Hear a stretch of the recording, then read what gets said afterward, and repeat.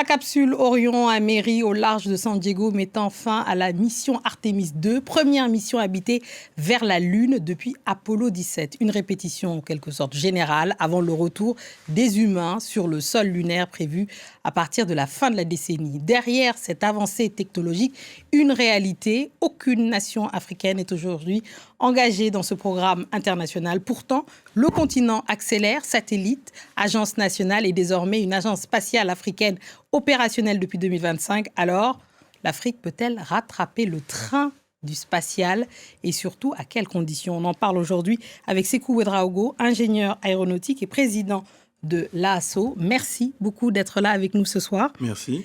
Alors, la mission Artemis 2 marque un tournant historique. Ça faisait 50 ans que les humains n'étaient pas allés aussi près.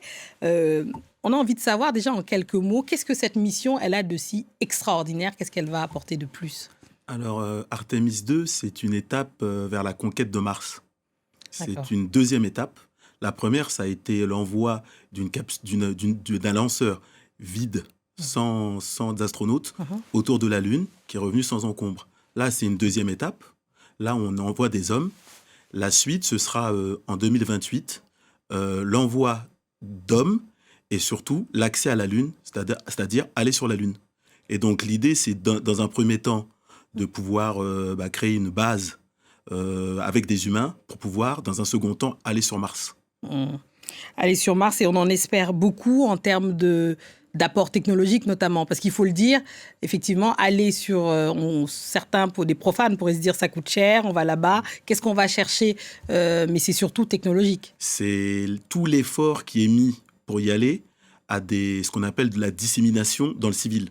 Donc il y a pas mal d'avancées technologiques dont on profite.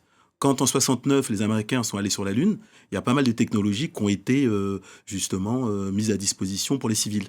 Donc c'est des grandes avancées technologiques qui permettent de faire profiter au plus grand nombre de la science. En fait. Donnez-moi un exemple connu. Un exemple connu. Oui.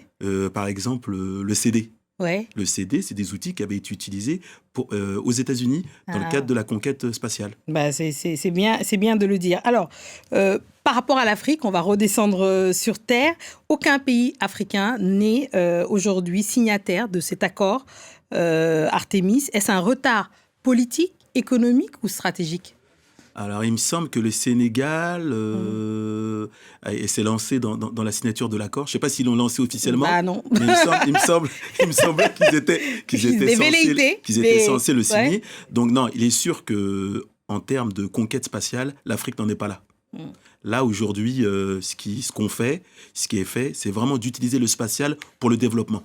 Ce n'est pas du tout une conquête, c'est utiliser les applications satellitaires, notamment les applications des satellites d'observation de la Terre, pour aider à l'agriculture, lutter contre les feux de forêt, contre les inondations, aménager le territoire, toutes ces choses qui nous sommes utiles en termes de développement.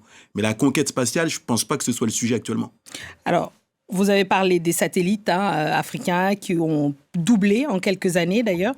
L'agence spatiale africaine peut-elle devenir, alors on sait qu'elle a été inaugurée, on en a parlé même sur cette antenne l'année dernière, peut-elle devenir un outil pour vous de souveraineté ou est-ce qu'elle va rester simplement symbolique, alors, j'ai envie de dire la répartition spatiale est inégale sur le continent. Vous avez des grandes nations qui travaillent sur ces sujets depuis très longtemps, comme l'Afrique du Sud ou l'Égypte. Oui, l'Égypte, oui. Donc l'Agence spatiale africaine, il me semble, n'est pas là pour leur faire de l'ombre ou prendre leur place.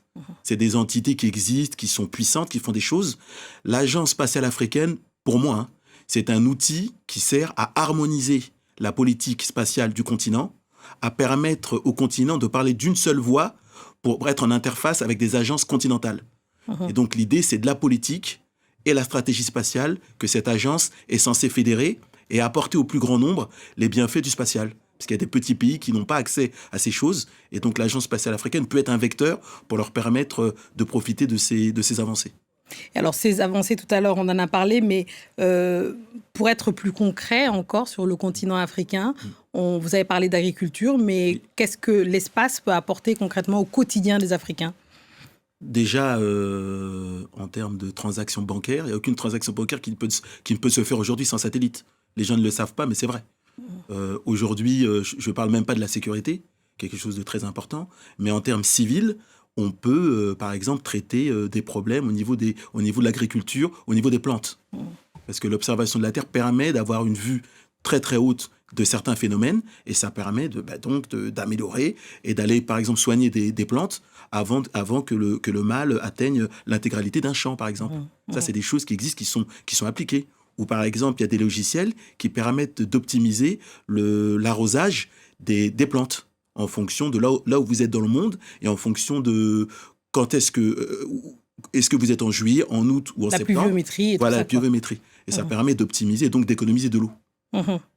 D'un point de vue scientifique extérieur, il y a aussi une question importante. Vous incarnez une certaine qualification dans cette diaspora scientifique. Comment transformer ces compétences en levier structurant pour le continent? Parce qu'il faut des bras aussi et des cerveaux. Moi, personnellement, ce que j'ai fait, étant en France, travaillant dans un groupe international, j'ai créé une association qui s'appelle African Aeronautic and Space Organization, qui a pour objectif de convaincre les décideurs africains d'utiliser l'aéronautique et les sciences spatiales pour le développement. Donc, ce qu'on fait, j'interviens dans des médias comme celui-ci, on organise des événements. Il y a 2 jours, j'ai organisé au Musée de l'Air et de l'Espace du Bourget un événement qui s'appelle ASIT, African Aeronautic and Space Innovation Trophy, qui a lieu tous les 2 ans. On a récompensé le président du Conseil spatial africain, le docteur Tidiane Ouattara. Oui. Et donc, on a fait appel à des experts africains qui sont venus. On a fait appel à des Africains qui ont parlé dans des panels. Et il y a l'Agence spatiale européenne était là, l'Agence spatiale du Brésil était là, l'Agence spatiale d'Allemagne était là. Voilà. On comprend. Merci beaucoup à vous. On suivra évidemment, on aura l'occasion d'en parler longuement sur cette antenne parce que c'est des sujets qui sont passionnants et concernants. Merci beaucoup, Sékou Ouédraogo, d'être venu sur France 24. Vous avez parlé de votre association. Je rappelle que vous êtes aussi l'auteur de l'Agence spatiale africaine, vecteur de développement, préfacé par l'astronaute Jean-Luc Chrétien. Merci beaucoup. C'est la fin de cette édition. Merci à tous ceux qui nous ont suivis partout dans le monde. Et ce soir, forcément, de Ouagadougou à la Lune, en passant par Toulouse, Paris, n'est-ce pas? Merci. Tout à fait.